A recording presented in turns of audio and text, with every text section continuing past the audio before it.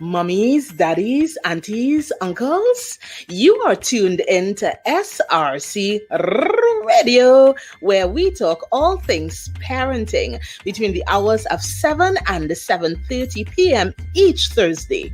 That's right. You know how we do it.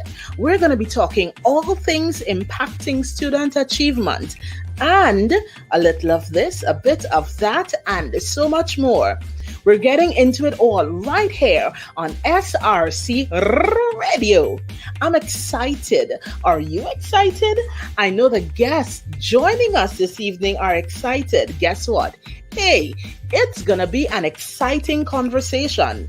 So click like, click share, tell a friend, tell everyone that SRC Radio is live now. And you're listening to SRC Radio as we are live chatting about love. Of course, I'm Alina, principal, right here on SRC Private Primary. And happy, as always, to have with me Mommy Richards in our virtual digital chat. Hi, Mommy Richards. Hi, good night, good night. And tonight we're talking about love, love, love, love, love. We're talking about love, being intentional about love. Because why? Love is necessary. We cannot truly live without love, mommies and daddies. And if we don't know how to love and express that love, how can we expect to reap the benefits of love? And so often when we think about love, we think about the season of joy, we think about Christmas, we think about Santa Claus, but love is so much more. And this evening, we're going to be talking about engendering love, being intentional about making sure that as parents, we are creating an atmosphere where our children feel love, they feel embraced by love, they feel cherished. So Mommy Richards, tell me, when you think about being intentional about making your home a place where children experience love, what are the key things that you keep in mind, that you are mindful to say, to do, or otherwise? Well, when I realized that we were going to have this discussion. I took the opportunity to ask my kids. I said, how do you know that you all are loved? Your parents loved you. And the answers I got was very amazing to me. Yeah, I asked her, sister, if mommy disciplined you, am I still loving you? And they said yes, because you're helping us to grow into the person that you want us to be. And I was shocked. I was shocked because, when children does not associate discipline as being something good. So yes. I asked, do you not feel loved? He said, well, I don't like it when, you maybe argue or quarrel with me, but I understand. And I was surprised. And how old is your son that's telling you this? This is my 7-year-old was actually telling me this. Wow. So I was surprised that he understood it on that level. And he said, I was like, this is a big boy answer. I was very proud and happy at the same time to know that they receive the love and they understand that thing. Because my little one will say, Mommy, well, you make sure we have snacks and you protect me from COVID. So I said, so then you feel safe with Mommy then? He said, yes. I feel safe. So just tell me, what do you think are the things that you would have said or done in the past to cause your children to have such a confidence that they are loved and to be able to articulate it as well? What do you think if parents are listening and saying, but what did you do? What would you say are those things that you did or maybe did not do to encourage that acknowledgement of love in the home?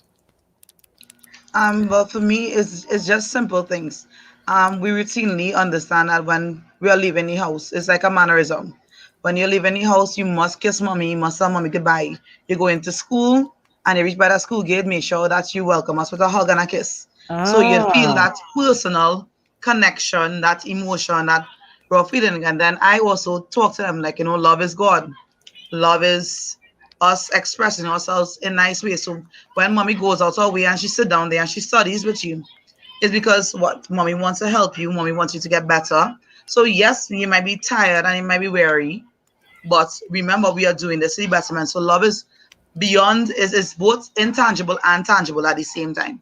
So it's just Right. reinforcing, giving them that reassurance that we are there for them and supporting them through anything. And just having that general, and we always have open communication in our home. So they feel free to tell us almost, well, basically anything, I believe. I Because love if they can't, they that. don't come to mommy to tell mommy, well, mommy, I saw a pretty girl today, and they will definitely tell their daddy. I love it. So what you're saying, mom, is that you are mindful to show, on one hand, to show physical affection. And of course, we want to acknowledge that studies tell us that children who are touched physically by their parents once a day, and of course, we're talking about appropriate physical touches, of course, who are touched physically by their parents once a day are happier and they feel more love. Because why? There's a special bond between parents and children when you give your child a hug, when you give them a high five, when you give them a kiss before bed, or like Mommy Richard said, she gave a kiss when you're leaving to go to school or you come back home from school. And the same, of course, could be said about husbands and wives. So physical affection is definitely one of those ways that we can be intentional about making sure that our children feel loved. But Mommy Richard, that whole idea of thinking before you speak also affects the child's experience or perception of being loved. How does that work in your home or for you as a mom when you think about expressing love and encouraging the feeling of love by being mindful of what you see? Well, we also do make sure we say kind words. So I basically tell them things like harsh words towards each other. You don't ever say somebody dumb or stupid, or those words are curse. So it is forbidden. So if anybody gets angry and they think, we have to think of another approach on how we will relate to each other. So we're gonna choose a thing. I do not like it when you, and having that open conversation, because love is beyond just I love you, baby. You're nice, and give them, but you have to also encourage them to have that conversation amongst themselves.